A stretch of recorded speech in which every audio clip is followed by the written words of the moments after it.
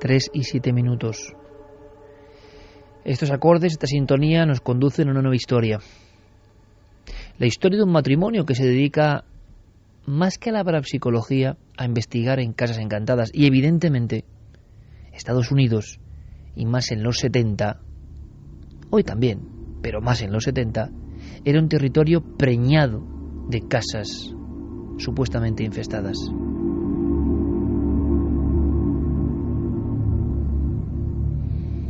Trabajaron toda su vida juntos y en el lecho de muerte, decíamos, ocurrió algo.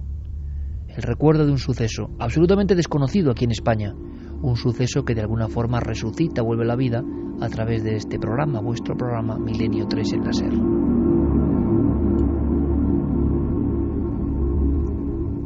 La escena con detalle. Por favor, no olvides este caso. Una y otra vez, casi como último mensaje. Sí, lo que Ed Warren le decía a su esposa, que había investigado junto a él más de 400 casos en profundidad, de más de unos 1000 que le habían llegado y que ellos guardaban en su archivo. Pero había un caso entre todos ellos que, de salir a la luz, podría suponer un auténtico borrón dentro de su expediente, porque, según ellos, según las creencias de los Warren, aquella noche, en la investigación de este caso, despertaron algo que permanecía dormido en aquel terreno.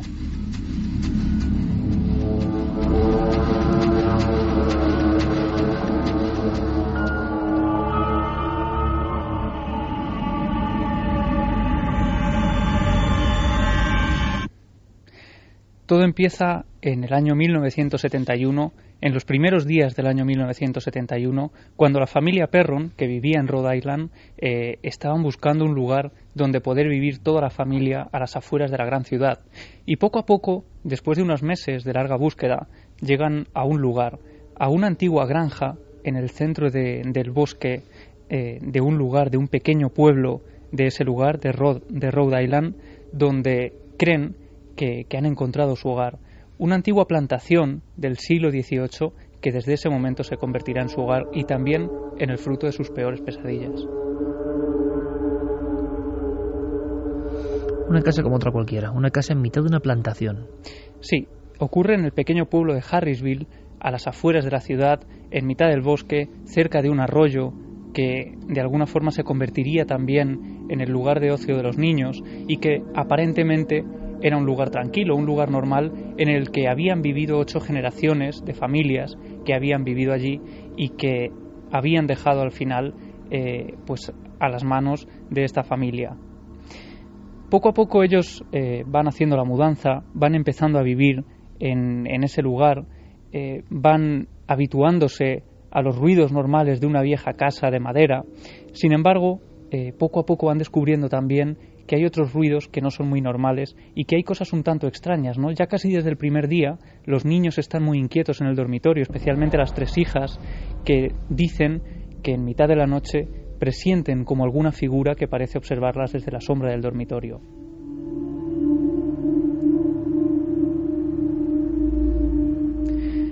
La familia Perron empieza también a reunirse con otros vecinos, con otros familiares que acuden a la casa a hacer cenas y comidas, y ellos se van pasando a formar parte también, a ser testigos de algunas cosas un tanto extrañas, ¿no? Ellos dicen que a raíz de la segunda semana escuchan susurros en la parte de arriba de la casa, concretamente en la habitación donde ellos tenían el televisor. De hecho, en más de una ocasión, el padre de la familia sube a esa habitación. Roger sube a la habitación pensando que está la televisión encendida porque escucha unas voces muy claras. Sin embargo, cuando llega allí, el televisor está completamente apagado.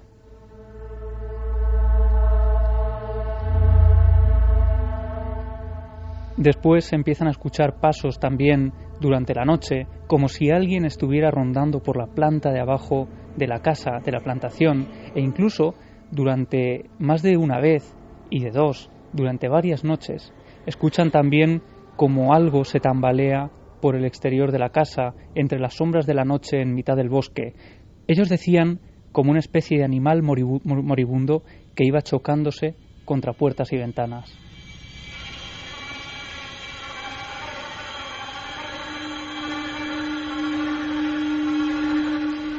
Y no solo eso, Iker, sino que en más de una ocasión llegaron a escuchar desde sus dormitorios cómo esa especie de cosa que se movía en el exterior entraba en la casa y se movía por la planta de abajo. Cuando bajaban, creyendo que se había colado alguien, aquello estaba en completa soledad.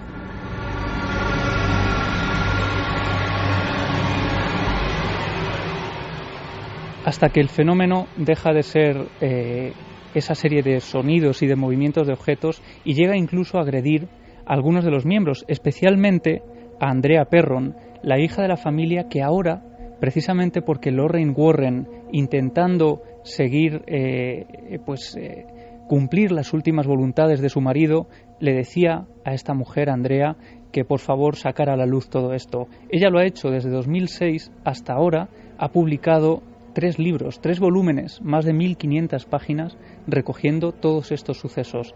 Y uno de ellos, casi el primero, el detonante de los fenómenos agresivos hacia ella, ocurre durante la preparación de una cena de Acción de Gracias.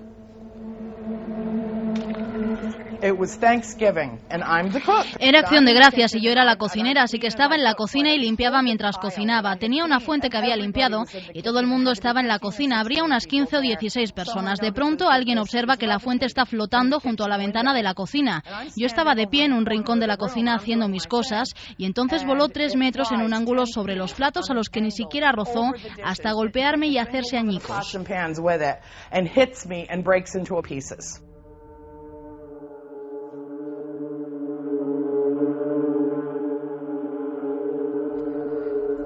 A partir de ese momento siguen los murmullos en mitad de la noche que cada vez parecen hacerse más y más audibles, una especie de gruñidos como de animal, de ese animal moribundo que decían que iba tambaleándose por el exterior de la casa, e incluso en mitad de la noche las hermanas Perron notaban cómo sus camas empezaban a vibrar lentamente como si hubiera una especie de terremoto, pero solo se movían las camas hasta acabar formando parte casi de un zarandeo que las tiraba de la cama.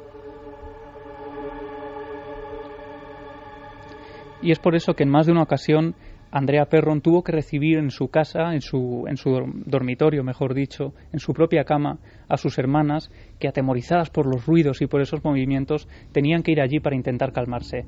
Vamos a escuchar a Andrea Perron contándonos cómo eran algunos de estos momentos. Teníamos un teléfono justo ahí, era un modelo antiguo y al entrar aquí encontrábamos el teléfono flotando en el aire, como si estuviera suspendido, flotando en el aire. Y cuando alguien entraba en la habitación el teléfono era lanzado contra el suelo. No sé cuántas veces tuvo que cambiarlo mi padre.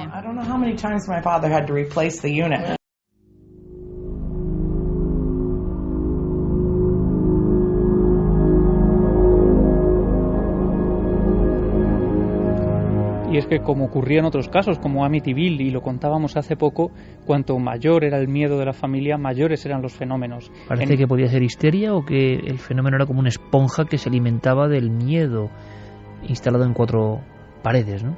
Sí, porque en esos momentos en los que las niñas se refugiaban con su hermana en el interior de su dormitorio, se lanzaba ese teléfono casi una y otra vez. Ellas lo llegaban a ver levitando en mitad del dormitorio para después ser lanzado contra el suelo.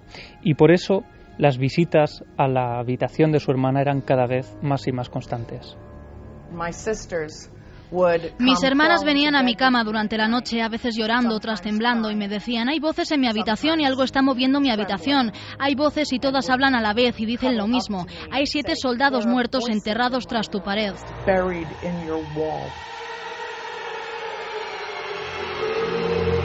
Hay 7 soldados muertos enterrados tras tu pared.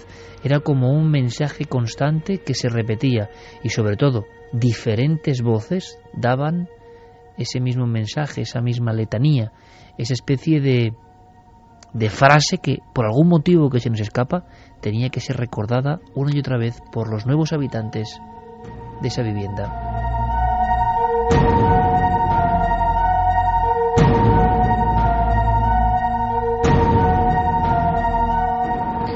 Y no solo eso, sino que ellos, a raíz de todos estos fenómenos, van acudiendo cada vez más al archivo local para intentar saber más de todo ello.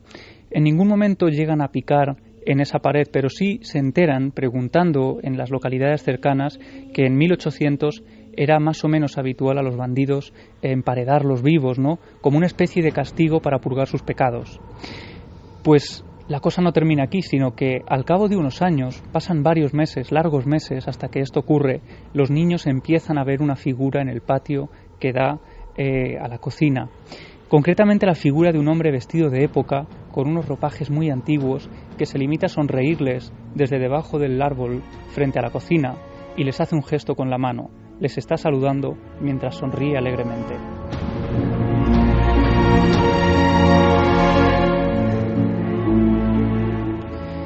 Los niños describen exactamente la misma figura, con un bigote muy particular, con un sombrero, con unos ropajes antiguos. Y cuando Roger acude al archivo para intentar indagar y saber más en las familias que han vivido en ese lugar, descubre que hay uno que sorprendentemente se asemeja a esa figura que están viendo. Al final de unas páginas con la descripción de esta persona aparece su nombre, Johnny Arnold, y la fecha de defunción, 1892. Este hombre había fallecido ahorcándose en una viga junto al granero de la casa.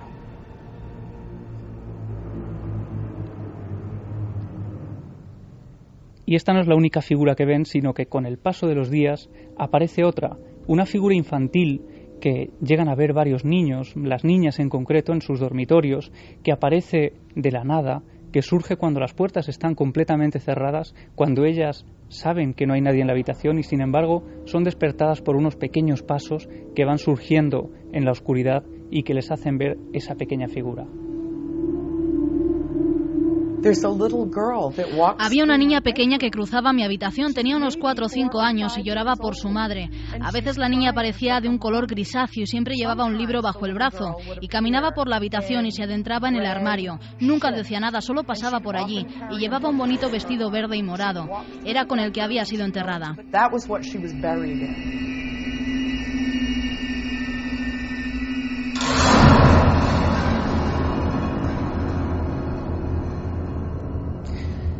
Pero la aparición más tremenda, Iker, la aparición más terrible y la que de alguna forma impulsó a esta familia a salir en busca de ayuda es la que vivió la madre de familia, Caroline Perron, cuando una noche de repente nota que algo se mueve encima de ella.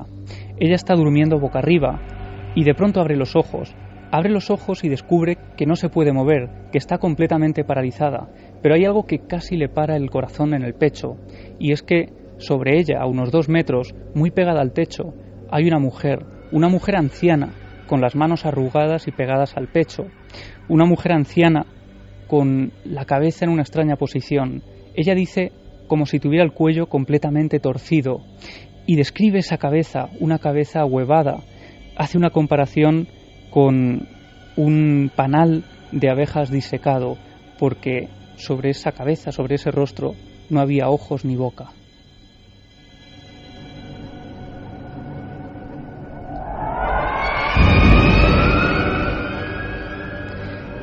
Consigue moverse. Caroline en ese momento despierta a su marido completamente aterrada y él intenta calmarla diciéndole que puede haber sido una pesadilla, que debe haber sido una pesadilla muy real porque ve que su mujer está en estado literalmente de pánico. Lo que ocurre es que 2 noches después, 2 noches más tarde, la hija pequeña, Cindy, se despierta porque escucha una especie de sonido en el interior de la habitación de sus padres. Cuando abre la puerta y entra, descubre a la vieja, como la describirían, flotando sobre el cuerpo dormido de su madre.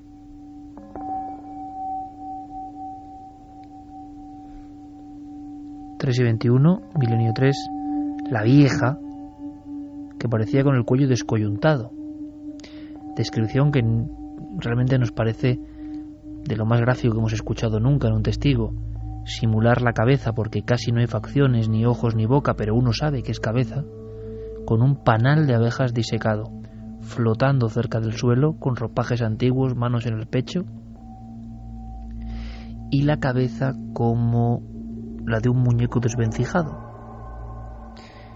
Ese es el episodio, Iker, cuando la niña a la mañana siguiente le describe esa visión a su madre, y ella por supuesto no le había contado nada para no atemorizarles, cuando ellas ya estaban bastante asustados por lo que estaban viviendo, pues cuando deciden salir a buscar ayuda. Y da la casualidad de que en Rhode Island están Ed y Lorraine Warren haciendo una de esas conferencias que están haciendo por todos los Estados Unidos, precisamente porque ya han saltado a la fama a raíz del caso de Amityville.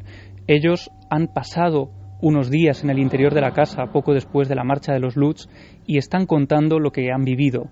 Así que ellos se acercan a una de esas charlas y en el último momento, cuando ellos están firmando algunos de sus trabajos, les piden ayuda. Les dicen que una de sus hijas está siendo agredida y que ahora la madre también está siendo visitada durante la noche por una mujer que es fruto de sus peores pesadillas.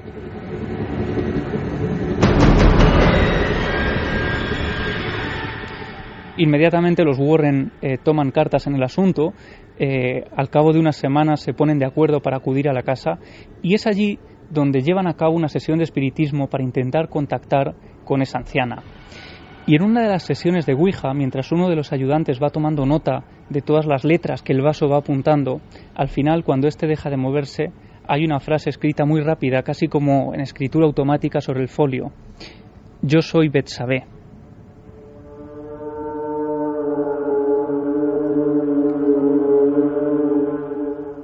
Yo soy Betsabé. 3:23. Fermín Agustí, compañero, buenas noches. Buenas noches, Iker. Hablo así casi con respeto reverencial porque estoy visualizando las imágenes y me está poniendo los pelos de punta entre la música de Noel Calero, de la película Sinister, una de las bandas sonoras, o de Dark, y luego lo que está contando Javier, y estamos aquí en el estudio en penumbra, y de verdad, hacía tiempo que no sentía yo algunos efluvios, ¿no? Pero hay una breve noticia, aunque sea que dar, que siempre nos alegra, ¿no? Somos Trending Topic ahora mismo, Milenio 3 en Twitter. Gracias, Fermín. Un placer.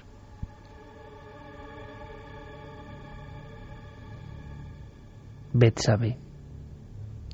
Yo soy Betsabé es la frase que permanecía escrita muy rápido Personaje sobre el bíblico. folio. Sí, personaje bíblico, y en un principio los Warren lo asocian con ese personaje. Lo que ocurre, y aquí la historia se bifurca, por un lado la familia se queda viviendo en la casa y a partir de ese momento es como si los fenómenos se hubieran intensificado. Las agresiones a una de las hijas en concreto, a Andrea Perron, la que escribe ahora el libro, se hacen mucho mayores, y sobre todo las visiones son mucho más evidentes. Esos sonidos animalescos en mitad de la noche en la planta de abajo son mucho más evidentes también, y sobre todo la anciana, esa anciana que se aparece una y otra vez en el dormitorio de Caroline, pues casi no falta la cita nocturna, aparece constantemente atemorizándola y produciéndole un insomnio que va mermando también en la relación familiar. Así que con la sensación de que los Warren, lejos de haber ayudado a la familia, han despertado algo que había allí, ellos deciden intentar ir más allá. Se unen a las búsquedas en los archivos locales para saber más de esa historia y descubren que precisamente en Harrisville, concretamente el año 1885, había una vecina llamada Betsabé.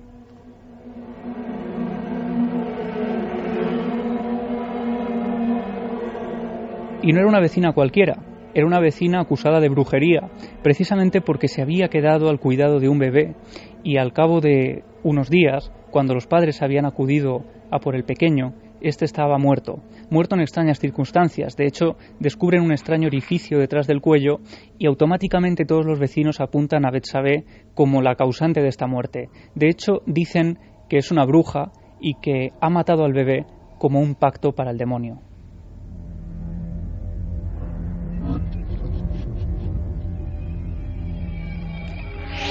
Hay un juicio en el que Betsabé finalmente sale absuelta. Ella consigue salir con vida de esos juicios en los que a las brujas acababa quemándoselas en vida. Sin embargo, esta mujer se gana la desconfianza y el desprecio de todo el pueblo. Así que acaba viviendo recluida a las afueras del lugar, acaba viviendo varios años, muere muy anciana, sola en el interior de su casa, y aunque los tribunales habían dicho que ella no tenía culpa de nada, la mayoría de los vecinos seguía considerando que ella era una verdadera bruja. ¿La visión del cuello torcido, del cuello descoyuntado, tiene algo que ver con la realidad?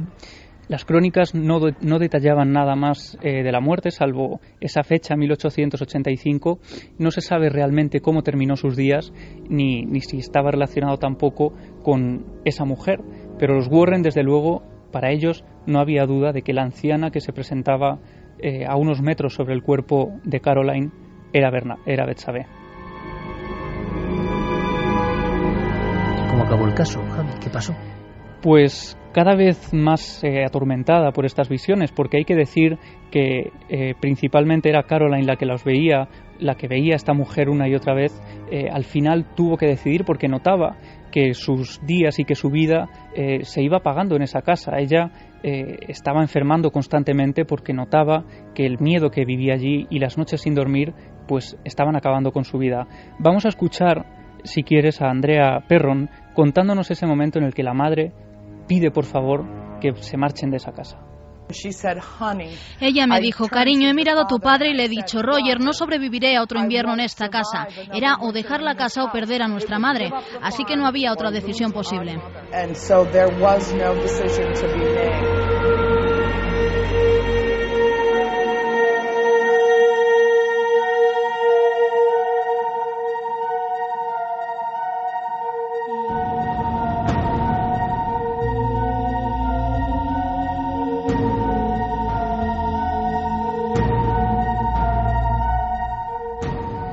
Solo unos meses después de abandonar la casa, cuando estaba ya pasando una mejoría y notando cómo el marcharse de allí estaba ya fortaleciendo sus días una vez más y recobrando la normalidad, pues Caroline recibe una llamada en mitad de la madrugada. Es la llamada del nuevo inquilino, del nuevo propietario de esa casa en la que ellos habían vivido durante 9 años. El hombre le dice que acaba de abandonar el lugar, que ha salido despavorido corriendo en pijama, que no ha tenido ni siquiera el temple de coger el coche y arrancarlo, que ha corrido varios kilómetros carretera arriba hasta llegar al pueblo para llamarla y pedirle explicaciones de lo que estaba ocurriendo en esa casa. Él no llega a contarle nada, solo que es incapaz de volver a por sus muebles.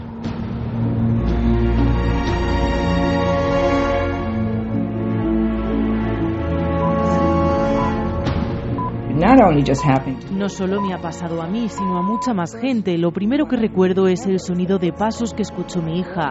Ella escuchó pasos y creyó que había alguien ahí. Poco después de aquello, una amiga con su marido que tenían aquí su habitación estaban arriba cuando escucharon abrirse la puerta y unos pasos subiendo. Así que bajaron y no había nadie. Yo fui la última que los escuchó por mí misma. Estaba en la cocina y tampoco había nadie en casa.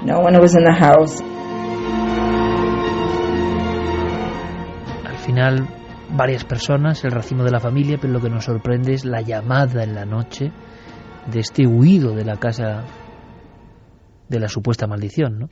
Sí, estas últimas palabras que escuchábamos eran las de Norma Sutcliffe, la última inquilina, la que actualmente está viviendo en ese domicilio. La casa existe.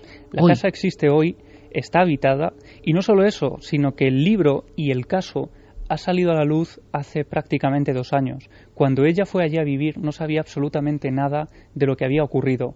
Y sin embargo, cuando se pone en contacto con Andrea Perron, la autora del libro, sin haber leído siquiera el libro, le cuenta cómo durante la noche efectivamente escuchan un sonido muy característico, como el de un animal moribundo tambaleándose en el pasillo de la casa.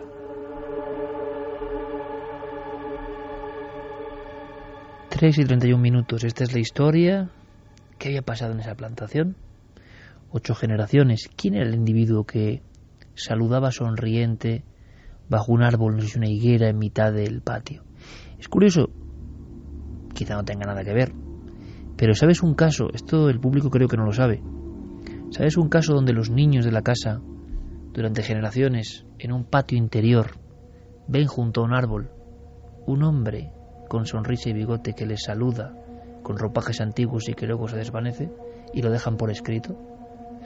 Pues es un pequeño pueblo, un pequeño lugar. En los diarios aparecieron diferentes habitantes de esa pequeña casa muy humilde, que es verdad, tenía un patio que se picó, por cierto. Esa casa luego fue un número 5, calle Rodríguez Acosta, Belme de la Moraleda. 100 años antes de la aparición de las famosas caras, los antiguos inquilinos, entre ellos los niños, y por eso mandaron a una santera de Cazorla para conjurar la casa, veían un individuo vestido con chaqueo elegante, ropa antigua, que sonreía y saludaba bajo un árbol. Y le dijeron al abuelo de la persona que luego vivió el fenómeno de las caras: vámonos de esta casa, mamá, porque debajo del árbol en el patio hay un muerto.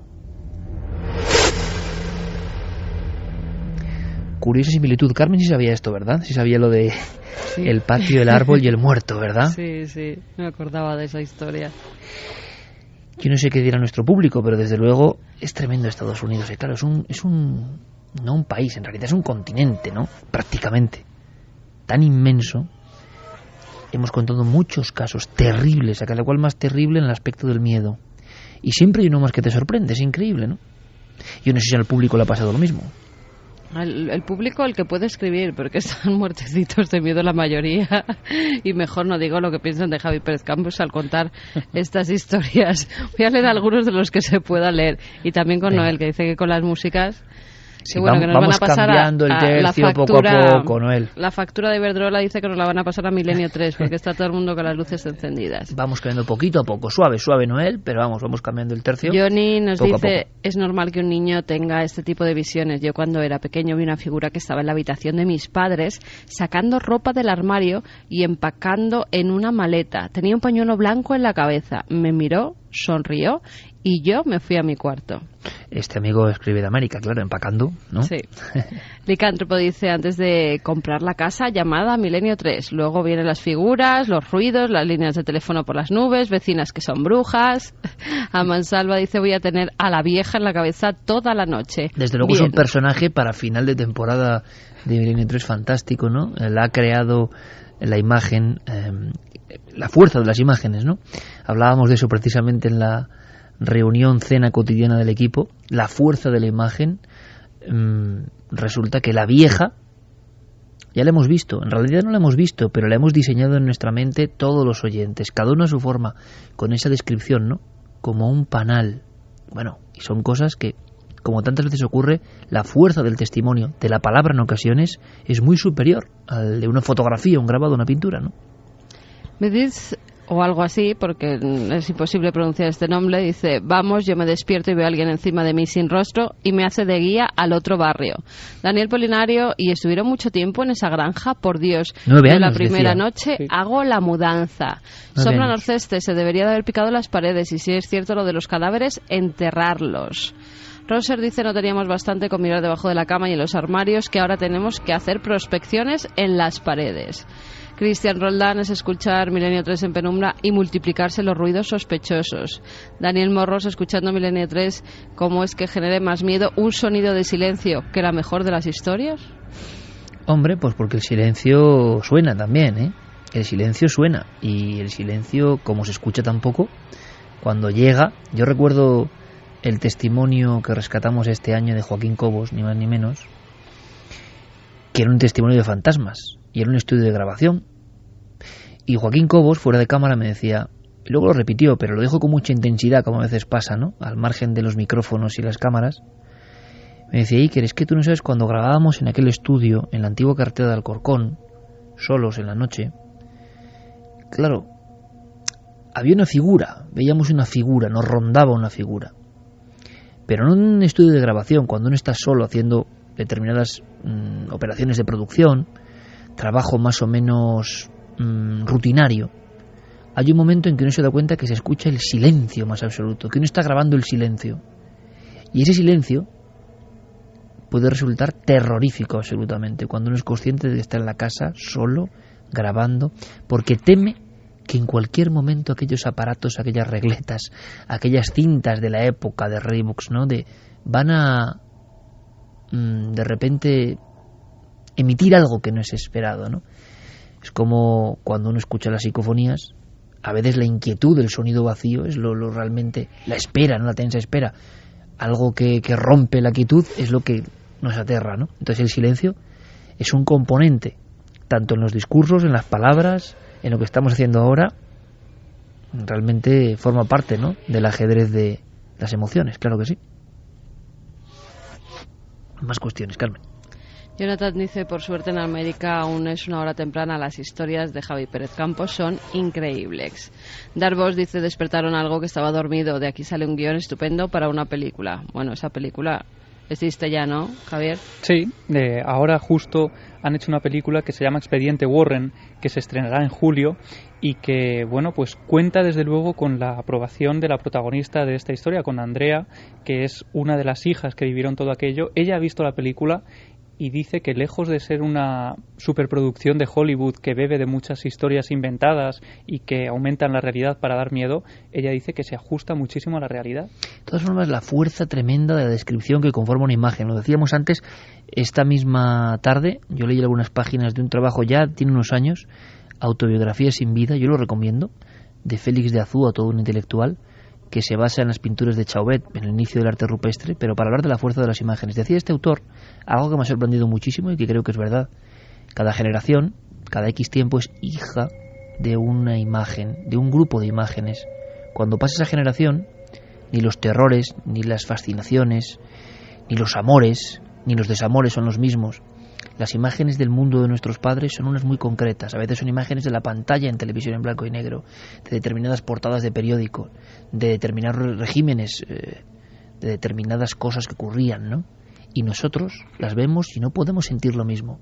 Nosotros somos hijos, concretamente yo, nacido en el 73, de un grupo de imágenes. De verdad que esa es nuestra patria más profunda, mucho más que otras. Las imágenes, lo que nos conforma. Bien, las historias de terror no pueden ser las mismas en unas personas que vivieran en esas plantaciones, en aquel tiempo, o ahora, ¿no? Es decir, sin embargo hay algunas imágenes, solo algunas, cuya fuerza trasciende, se convierte en transgeneracional. Esta vieja da un miedo intenso en el siglo XIX, sigue dándonos un miedo intenso, aunque nuestro mundo exterior sea completamente distinto. En el mundo de la informática, de los dígitos, de la información al minuto, del 4G, 3G, no sé qué, en la noche, con silencios y músicas, uno habla de la vieja, que es una imagen decimonónica, y sigue produciendo el mismo espanto, ¿no? O sea, hay algunas que tienen una fuerza que trascienda el tiempo, y otras que son hijas de sus épocas, y que no las entiende el siguiente grupo generacional. La vieja, sin duda un personaje, ¿no? Yo creo que nuestro público ya ha bautizado otro de los emblemas de milenio, ¿no?, de este 2013. Un personaje que podía ser digno de novela, como una novela que es la que también traemos, Iker, en un sorteo. Un transatlántico a la deriva, un enigma oculto durante más de 70 años, un barco lleno de misterios, de acontecimientos también misteriosos y nadie a bordo. ¿Quién es el último pasajero? Bueno, que estén muy atentos a lo que digo, porque la respuesta yo la voy a decir y luego tendrán que contestar en esas vías de contacto que luego daré. Pero que estén muy atentos, porque hay que atreverse a embarcarse en el barco más enigmático que jamás se haya podido imaginar nadie. Bienvenidos a bordo del Valkyrie. No te podrás bajar aunque quieras. Inquietante, sorprendente, adictiva, El último pasajero, la nueva novela de Manuel Loureiro, editorial Planeta. Sorteamos, Iker, 4 ejemplares esta semana y 4 la semana que viene. Tan solo tienen que entrar en cadenaser.com/milenio3 y contestar a la pregunta que les vamos a hacer. Tienen hasta el viernes que viene para contestar a la pregunta. ¿Cuál es el nombre del transatlántico que apareció a la deriva en 1939? Hay 3 respuestas posibles: Paf, Osvasayer, Valkyrie o Titanic. Bueno, como sencillo parece, ¿no? Sí, han estado escuchando Esto atentamente. ¿Cómo es el caballo blanco de Santiago? Sí, pues exacto. Eso. Bueno, pero vamos a ver. Mira, lo que vamos a escuchar ahora, la fuerza de la música también es imagen, ¿no? Esto por los pelos de punta. Yo recuerdo a un buen amigo corresponsal en las tierras soviéticas que cuando le pusimos esto, casi lloraba el hombre, ¿eh? Casi lloraba. Estuvo muchos años en F, en el viejo mundo tras el muro, y un día aquí en el estudio le pusimos esto, que es del genio Jean-Michel Jarre, y claro, me mostraba el antebrazo, los pelos de punta. Muri, Jean-Michel Jarre.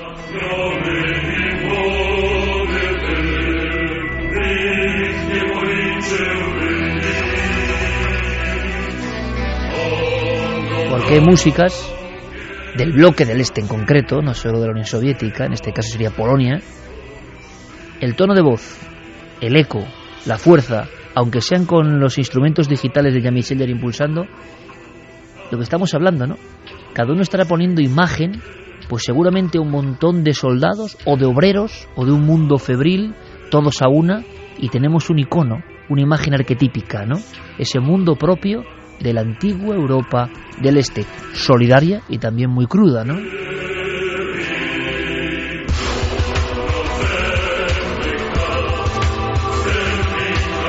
El territorio del misterio, al otro lado del muro, ovnis tras el telón de acero, astronautas perdidos, bases secretas, experimentos con seres humanos. ¿Qué no habrá pasado? ¿Y cuándo nos enteraremos de la verdad de tantos años tras el muro?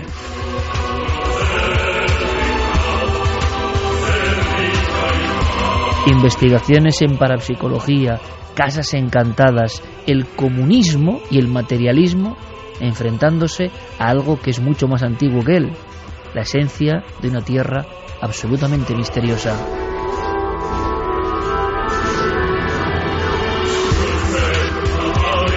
Y son acordes y voces un poco proletarias, antiguas, soviéticas, las que nos conducen hasta un misterio que todo el mundo sabía que era misterio: la muerte, ni más ni menos, del primer héroe más allá de la Tierra, del primer cosmonauta que dejó el mundo en el que vivimos. Menudo salto, ¿verdad? Yuri Gagarin. Diego Marañón, compañero, buenas noches. Buenas noches, Iker, ¿qué tal? Maravillosa música para hablar de... no de un viaje y una gloria, sino algo que estaba ya hacía tiempo en los manuales de conspiración. ¿Qué pasó?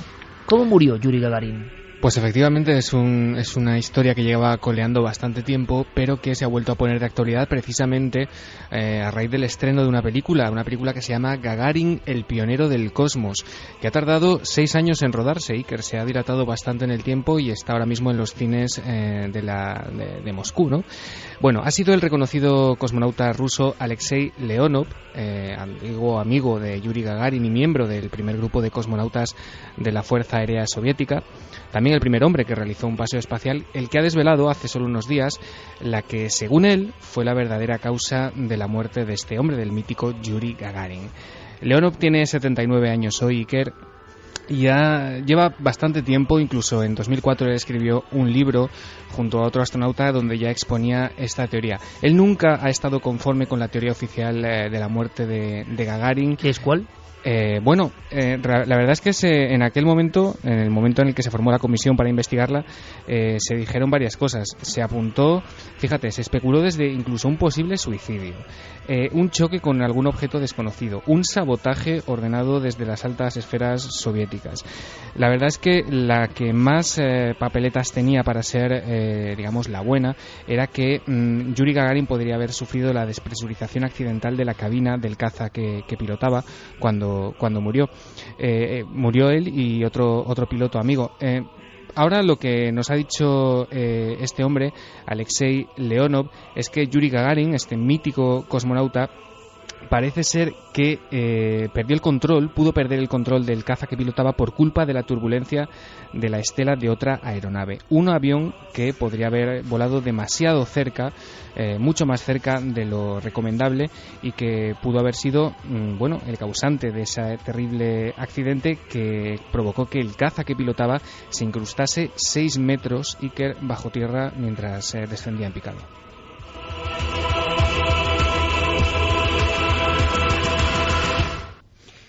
6 metros bajo tierra, el hombre que salió del planeta, el héroe soviético. Hay que recordar la fuerza de la propia imagen. Hablamos de arquetipos, ¿no? Sí, convertido además, en sello, en bandera, héroe nacional. Sí, efectivamente. Yuri Gagarin en 1960 se apuntó al proceso de selección que había abierto el programa espacial soviético. Allí se presentaron 3.500 voluntarios. Todos ellos eran pilotos de caza y los 20 últimos recibieron una formación específica, ¿no? Una formación inicial.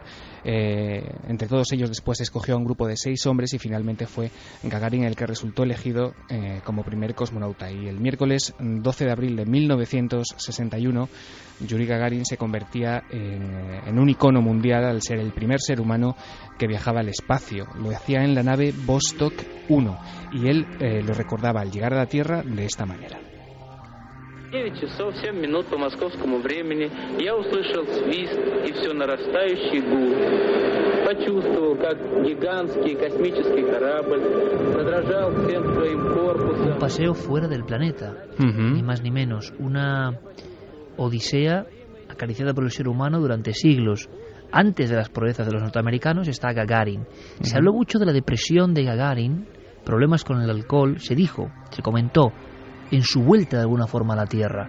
Pilotando el caza aparece enterrado. Se habló de un enfrentamiento incluso con los máximos mandatarios soviéticos. Se habló de muchas cosas, incluso, como has dicho, de un objeto de origen desconocido que en ese vuelo extraño y solitario le había sacado del camino. Y como en otras muertes terribles, tremendas, de personajes muy importantes en ciertas épocas, se habla de aviones fantasma, de otros aviones que no deberían estar ahí, de otros aviones que parece que planean cerca del avión siniestrado, ¿no? Sí, y además tenemos las propias palabras de este cosmonauta, de Alexei Leonov, que es el que ha devuelto toda esta historia de la muerte de Gagarin a la actualidad. Él mismo contaba sus impresiones o su opinión sobre la muerte de este icono de esta manera. Había otro avión en la zona. Se trataba de un Su-11, un caza supersónico que debía volar a mucha mayor altitud, a 10.000 metros. Este avión provocó la situación que los hizo entrar en Barrena. 20 años después, solicité algunos de los documentos que yo había redactado como miembro de la comisión de investigación. Y no estaban escritos de mi puño y letra. Alguien había reescrito mis informes.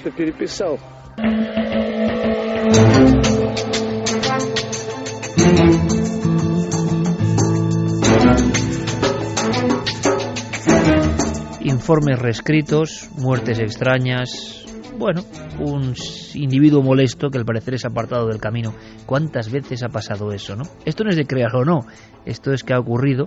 Como tantos otros secretos y misterios, todavía duermen sepultados en los gigantescos, kilométricos archivos de todos los servicios de inteligencia de los muchos países del Pacto de Varsovia.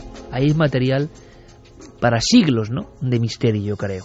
Pero si te parece, Diego, porque de alguna forma de Gagarin todos lo sospechábamos, no nos sorprende del todo. Vamos con una... Perdona una cosa, ¿sí? Iker, porque justo esta semana, cuando salió la noticia de lo de Gagarin, también ha salido la noticia de un avión chino que se ha estrellado contra algo en el cielo. Gracias a que ha podido aterrizar, pero sí que es cierto que el piloto del Boeing 757, que hacía una ruta por China, es un avión de Air China, notó un impacto muy fuerte en el morro del avión, se lo comentó a Control y Control le dijo que era mejor que aterrizara. Cuando estaba ya en la pista de aterrizaje, si veis el abollón que tiene en todo el morro, el avión es impresionante. ¿Hablaban de un objeto con forma de cono o algo así?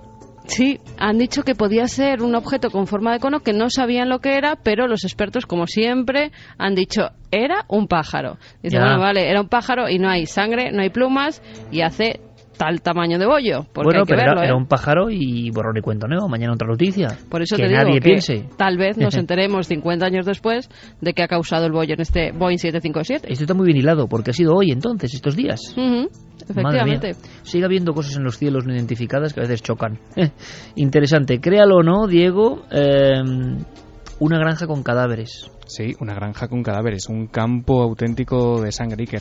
Proponíamos la semana pasada este rumor que corría por internet sobre extensiones, vastas extensiones en algunos lugares puntuales de Estados Unidos en los que uno podría encontrarse con, prácticamente cadáveres desperdigados en las más diversas situaciones. Adelanto ya que Noel Calero, oráculo de Delfos, dijo que no, que imposible.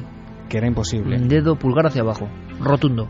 Bueno, la gente ha opinado como Noel, 59,2 opinan que es falso, frente a 40,8 que opinan que es verdadero. Interesante. Interesante porque, fíjate, las granjas de cadáveres, Iker, existen, sobre todo en Tennessee. Acaba Noel de echarse la palma de la mano, pero muy abierta, toda la frente. Y ahora mismo es la imagen de la desolación, entre el pensador y la desolación, tumbado sobre las regletas, complicado de llevar esa nave, muchísimas regletas y luces, y él prácticamente, recibe una cantidad de mensajes sobre Noel Calero for President, fotos de Noel Calero, cómo es Noel Calero, Nos estamos convirtiendo en un mito muy a su pesar, porque a él no le gusta la popularidad, porque ahora tenemos la regla de 3 a favor, 39 en contra, ¿no? Más o menos. Más o menos. Muy bien. Vuelve a ser él. Qué tío más grande. Él dijo que no y por supuesto es que sí. Es que sí. Hay granjas de cadáveres, que eso ya es alucinante. Te explico. Resulta que en lugares de Estados Unidos, como por ejemplo en Tennessee, en Carolina del Norte, en Texas, existen, pues como te digo, extensiones de terreno pobladas de cadáveres. Pero claro, la explicación es un poco más racional de lo que podría parecer. Estas extensiones, Iker, pertenecen a áreas de antropología de distintas universidades. ¿Qué hacen ahí? Bueno, pues investigar cómo el cuerpo humano se descompone, cómo los diferentes estados de putrefacción se pueden observar, incluso sirven para adiestrar a investigadores en cuanto a cómo abordar el lugar de un crimen, el levantamiento de un cadáver. Habrá que ir con mascarilla ahí, ¿no? Claro, imagínate. Y tú dirás, ¿y de dónde sale toda esta gente y todos esos cadáveres reales que están ahí? Bueno, pues algunos de ellos provienen de oficinas forenses, son cadáveres no reclamados, de gente que no está identificada, pero esto es curioso, la gran mayoría pues son esa gente que decimos que dona su cuerpo a la ciencia, ¿no?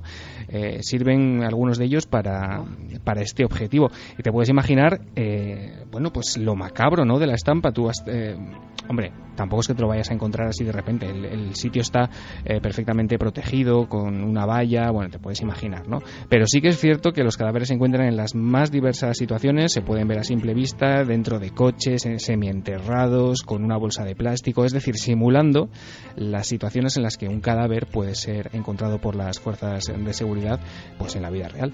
No sé, Diego, pero es que están al lado de un aparcamiento de coches, o sea que tampoco es que estén muy vallados, Bueno, pues como decíamos, tú vas de excursión con tu mochila y de repente te encuentras en el panorama. Oye, créalo o no, en este caso, nuestro sabio público ha fallado, ¿no? Uh-huh. Porque es que de verdad era para fallar. Aquí casi culpamos a Noel, porque una granja de cadáveres tiene hasta un documento como muy sonoro, sí, ¿no? Y muy visual. Claro, porque este tipo de temas aparecen en series de televisión, pues en CSI o, como en el caso que vamos a escuchar ahora mismo, en la serie de televisión Bones. ¿Granja de cadáveres? Hogansburg tiene una de las 3 instalaciones donde los antropólogos forenses pueden estudiar la descomposición de los cadáveres tras la muerte. A ver, ¿me estás diciendo que tienen un campo de cadáveres? Unos en el campo, otros en el agua, otros colgados, otros en el fuego. Colocan los restos en distintas condiciones y... Pues evidentemente la ficción se convierte en realidad absoluta. Uh-huh. En titulares, siguiente desafío para Noel y para el público, claro, que es lo que importa. Y tan en titulares, es prácticamente una imagen, Iker. Es la imagen de una casa prácticamente solitaria en una urbanización de noche. De repente alguien llama a la puerta, desde dentro se abre y lo que te encuentras en la puerta es una pareja de 2 niños pequeños. Parecen querer entrar a toda costa, es como si estuviesen asustados, como si necesitasen ayuda. A veces se cuenta que quieren llamar por teléfono. La persona que abre la puerta se da cuenta de que la estampa no es habitual, de que algo parece no ir bien.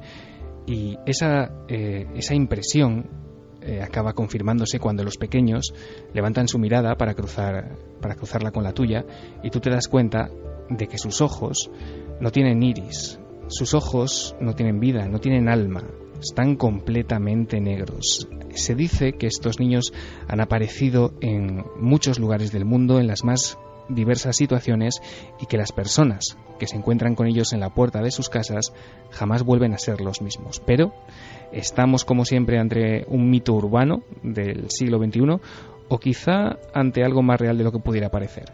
Pues en 7 días lo contamos. Vamos a hacer que no opine nadie. No quiero condicionar al público, porque ya el poder de Noel es tan inmediato que enseguida se posicionan. Según lo que vota Noel, ellos votan, ¿no? En lógica y correspondencia. Así que nos quedamos todos en silencio y la semana que viene mostramos nuestro veredicto. Diego, gracias, compañero. Un placer, hasta la semana que viene.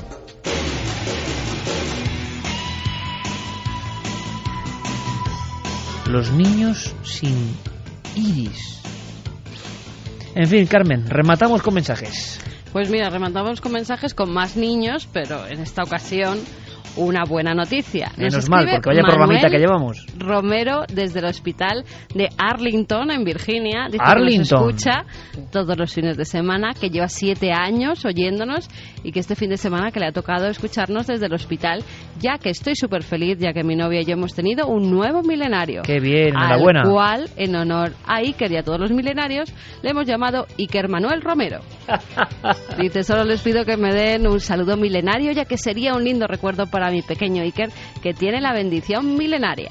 Madre mía, hace poco, ¿dónde pues fue? Bendición, dile bendición, que hombre, si no luego bendición no milenaria absoluta, esto ya es por verse un poco. Hace poco, no sé, así fue en Faunia, ¿no? Estuvimos en Faunia, sí, por ahí, y vi unas fichas y ponía mi nombre Iker y ponía que viene de visitante y ponía, se envuelven con un halo de misterio y tal, enigmáticos. Digo, eso está hecho de, no sé, es un poco raro, ¿no?